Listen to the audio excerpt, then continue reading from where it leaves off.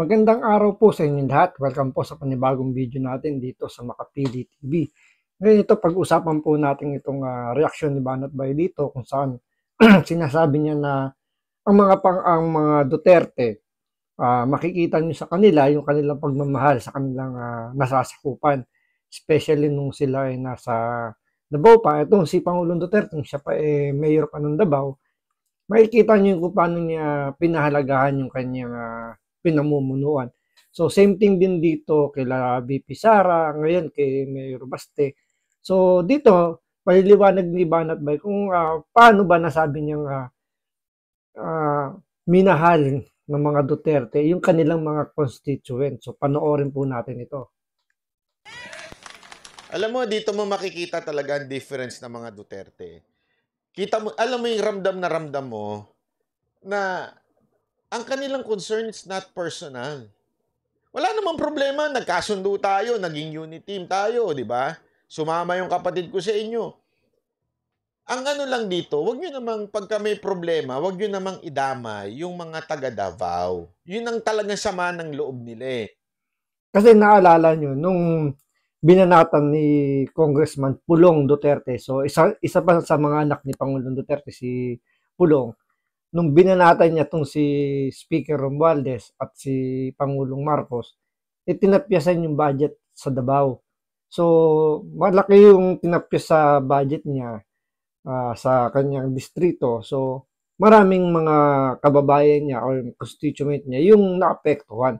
Siyempre, kumbaga parang may plano ka na kung ano yung mga ibibigay mong serbisyo sa nasasakupan mo, and then biglang babawasan yung budget mo. So, siyempre, mababagulo yung plano or pwedeng lumiit yung mga matatanggap na benepisyo ng mga nasasakupan niya. So, ganun yung ginawa. So, parang feeling ng mga Duterte, iniipit yung budget nila. So, kung sa kanila, kung sila lang naman daw yung gigipitin, parang kakayanin nila. Pero wag namang idamay yung kanilang mga nasasakupan, yung mga mamamayan nila na sila yung mas magsasuffer. Kasi sila yung mas tatanggap ng serbisyo, hindi naman yung mga namumuno. Yung mga namumuno kasi, sila lang naman yung magpapatupad. Sila lang naman magdi-distribute ng mga parang allowance na yan, yung kailang mga serbisyo, yung mga project nila dyan. So sila lang naman yung magpapacilitate niyan, sila lang yung mag-a-arrange niyan. Pero mas makikinabang dapat talaga yung mga mamamayan nila, yung taong bayan. So dahil nga sa ginawa nilang pag-ipit o yung pagbabawas, pagkaltas dun sa budget ni Pulong Duterte, maraming naapekto ang mga mahihirap dun sa Davao na supposedly sila yung tatanggap ng serbisyo. Kaya sila yung mas naiipit. Yun yung kinagagalit, kinasasama ng loob dito ni Mayor Baste Duterte. Siyempre, parang siya yung mas nakakaramdam nung pagliit ng budget na ibinigay sa kanila. Siyempre, yung nga, gaya ng sinabi ko kanina, may nakaplano na sila kung paano nila i-distribute yan, kung magkano yung i-allocate nila, tapos biglang babawasan. So, mababago talaga yung services na ibibigay nila. So, sila rin na mapupulaan na baka isipin, yun nga, na nakakatkon yung kanilang budget. Pero ang totoo is talagang binawasan ng mga nasa kongreso yung kanilang budget. Tinatamaan na yung mga tao dito, sinisira niyo itong bayan namin. Alam mo, if there is one thing na nakuha talaga ni Baste sa tatay niya, yung pagmamahal sa constituent. Kasi ganun din si Pangulong Duterte. Di ba? Alam natin, nung bago pa naging presidente yan, pag sinabi niyang Davao, akin to. Ganun yung nga tawagin eh. Ibig sabihin, yung pagsasabi mo ng akin to, yung sinasabi niyang teritoryo ko. Ito, baka i-misquote naman to ng ibang nanonood sa atin. Kasi ginagawa kasi nilang literal. Ngayon, ito ibig sabihin lang naman ni Pangulong Duterte, pinaliliwanag din naman ni Banbay. Yung ibig niya sabihin na akin to, hindi ibig sabihin na siya yung siya yung parang magiging hari. Hindi. Ibig sabihin na akin to, parang eto, protektado ko tong mga to. 'Di ba? Parang yung parang yung kay Asyong Salonga, 'di ba, na pelikula na itong tundo akin to. Walang pwedeng gumalaw dito, walang pwedeng mang-api rito. Kumbaga ako yung makakalaban nyo kapag kinanti nyo tong mga to. So same thing kay Pangulong Duterte na itong Davao akin to. So parang ang pinagsasabihan niya rito is yung mga terorista, yung mga NPA, yung mga bad element doon sa Davao na nanggugulo na parang sinasabi niya na huwag kayong manggugulo to kasi akin to. Protektado ko tong mga to. So parang walang pwedeng manggulo rito kasi ako makakalaban ninyo. So ganun yung ibig sabihin ni Pangulong Duterte. Hindi yung baka yung iniisip nila na parang inaangkin na ni Pangulong Duterte yung Davao na sinabi, hindi, akin to eh. So ako yung hari dito, ako yung masusunod dito. Baka kasi i-misquote nila, ma-misinterpret nila. So yun yung ibig sabihin ni Pangulong Duterte. At ito ipaliliwanag pa ni Banat Bay.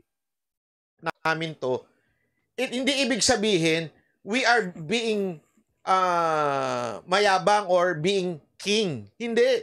When they're saying na amin to, territory to, ibig sabihin, amin to, pamilya namin to, dito kami, ito yung ano namin eh. Huwag nyo naman bastusin. Binabastos nyo na itong lugar namin eh. Pinagaganda namin, pinalalaki namin, pinatatahimik namin, pinaganda namin ito. From a very, very talagang magulo na lugar noon. Maraming nagsabi sa akin magulo daw talaga dyan noon eh, nung wala, yung kasi simula pa lang ni Mayor, Tatay Digong. Eh sobra ho talagang patay, kaliwat kanan ng patayan dyan. Dahil nga syempre, alam naman natin, nandun niya sa Mindanao, talaga namang medyo iba ang labanan dyan, pero napatahimik nila. Naayos nila. Napaganda nila. Isipin nyo alam mo, ako maraming kaibigan, lalo na nung 2000, nung naging presidente si Pangulong Duterte, ang daming akong naging kaibigan taga Davao. Tsaka isa pa, ang Davao ngayon ay isa sa pinaka-safest place sa Pilipinas na pwede kang araw dyan magdakad kahit anong oras, talagang sumusunod sa batas, napaka-stricto pero hindi nagrereklamo yung mga taga Davao, mas gusto pa nila. Kasi nga ang ganda na ng maganda yung pamamalakad na ginawa ng mga Duterte. Saan ka nakakita na ang lugar ay talagang sumusunod unlike sa ibang lugar dito sa Pilipinas na hindi masyadong, sabihin natin hindi masyadong siniseryoso yung pamamalakad, especially ng national government, diba? Pero sa Davao, city po yun na pinamumunuan ng mga Duterte pero sumusunod sa batas. Pero hindi naman natin sabihin na talagang zero crime. Meron pa rin pero andun yung takot nila, nandun yung talagang kailangan nilang sumunod para sa ikabubuti ng kailang lugar. Tuloy. Alam mo nung sinasabi nila nga, tapos na si Pangulong Duterte, alam mo sagot lang nila sa akin, okay lang, pabalik naman siya sa amin. Sa amin na lang siya. Masaya kami dito sa Davao eh. As a matter of fact, di ba ayaw nga nilang ibigay yung mga Duterte? Kayo, yung mga mayor nyo dito sa Metro Manila, di ba parang gusto nyo na ipamigay? True lalo yung sinasabi ni Banat Bay. May mga lugar dito, mga city mayor dito na halos isukan na nga ng kanilang mga constituent eh. Pero ang nakakapagtaka lang, bakit pares, kumbaga parang sila pa rin yung nananalo? Bakit sila pa rin yung ibinoboto ng mga nasasakupan nila? So siguro yun nga yung nadadaan kasi tayo sa yung mga kababayan natin nadadaan diyan sa mga ayu-ayudang ibinibigay tuwing magi-eleksyon during campaign period. Doon nabubuladas yung mga kababayan natin. So dapat yun lang yung dapat maputol na na sistema natin dito sa mga kababayan natin na bumuboto na parang wag niyo isipin yung parang ngayon lang. Isipin mo yung itatagal ng termino ng mga mayor na iboboto ninyo, na iboboto natin kasi isang term yan na nabubunuin yun na parang pagtsatsagaan natin. Kaya nga dapat maging masinop tayo dun sa pagboto. Kung ano yung resibo, o ano man yung nagagawa niya, doon kayo magbase. Hindi yung kung ano lang yung ibibigay nila during campaign period or election period lang. 'Di ba? Hindi yung sinabi nga ni Banat Bay. Sa Davao, ang mga Duterte halos ayaw nilang payagan na kumandidato sa nasyonal kasi nga aalis doon sa lugar na yon. Pero dito sa Metro Manila, halos ipamigay na, halos isukan na ng mga constituent nila. Pero still, sila pa rin yung binoboto. Hindi lang natin alam dahil nga siguro dahil nga gumagamit ng mga kakaibang pamamaraan itong mga traditional politician natin na tumatakbo sa pagiging mayor. So, yun yung nakakalungkot, di ba, na sa Davao, ayaw nilang paalisin yung mga Duterte. Pero dito sa Metro Manila na halos ipamigay na nga, sabi nga ni Banat Bay. So, tuloy uli natin. Sa inyo na lang to mayor namin. Mayor namin, corrupt to eh. Oh. Si Diego Latico, gusto niyang pamigay yung mayor nila dun eh. Di ba? Pero yung mga taga Davao, ayaw nila. Kasi alam nilang mahal na mahal sila ng mga taga Davao. Kaya mga sa totoo lang itong si Baste, may potential to. Alam mo, nasubaybayan ko kasi ito si Baste. Dahil dati, yung ano to eh, ano lang siya, yung rockista na banda. Tapos, hindi ko siya kilala personal ha, hindi ko siya kilala. Pero nakikita. Parang dati itong si Baste Duterte, parang happy-go-lucky lang to. Na, diba nga, nasisita nga to ni Pangulong Duterte na ano nga, parang lagi lang na ng babae, parang mahilig lang sa party. Yun yung parang tingin sa kanya ng ibang tao.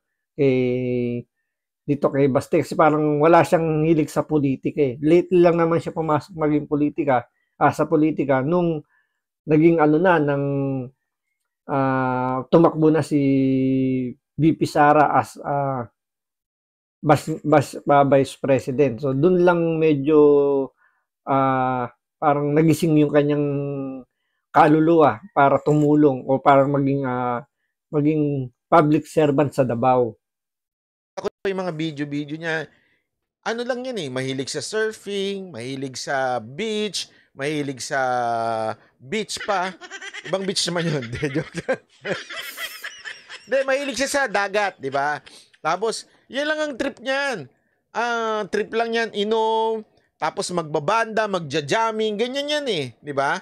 Ganyan siya, pero over the years, maybe because naging vice mayor siya, and eventually naging mayor siya, nakita niya na yung yung masa, naramdaman niya na itong masa na to, kailangan pala nila ng talagang tulong. Alam mo, yan yung isang bagay na kinakamature ng ibang tao. Yan ang pinagkaiba ng galing sa LGU at saka yung laki lang sa mayamang pamilya, naging congressman, naging party list, naging speaker. Wala namang alam pagdating sa executive.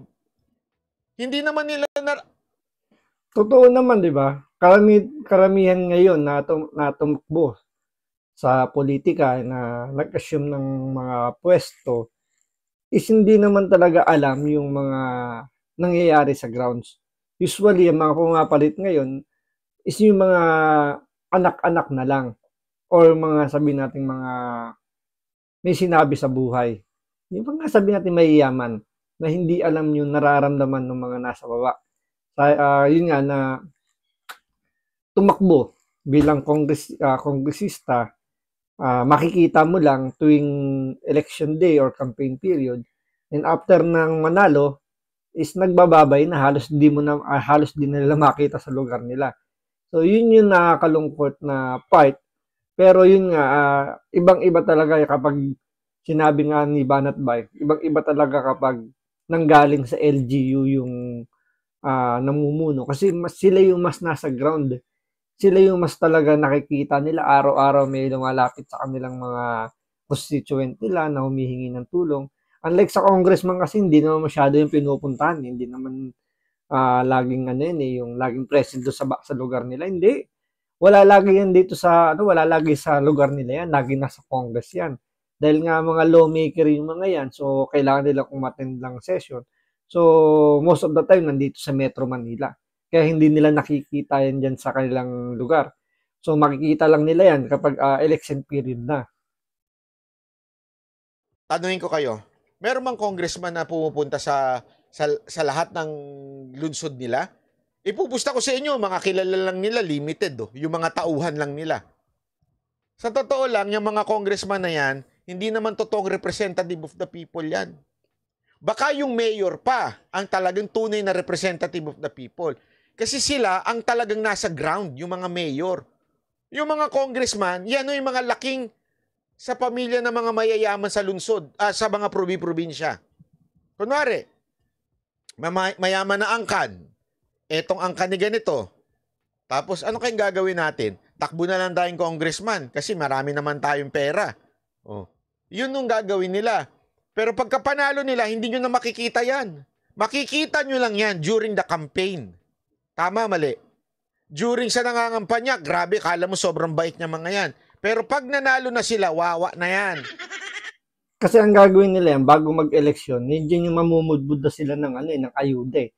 Oo, personal nilang pera yung. Siyempre, mayaman naman sila. Kaya nilang gumawa ng gano'n. Yung magbigay ng 2 kilong bigas, 3 pirasong sardinas, kape, asukal. Ganyan yung ginagawa nila para nagpapakilala sila bago mag-eleksyon. So, kaya nilang sumunog ng pera.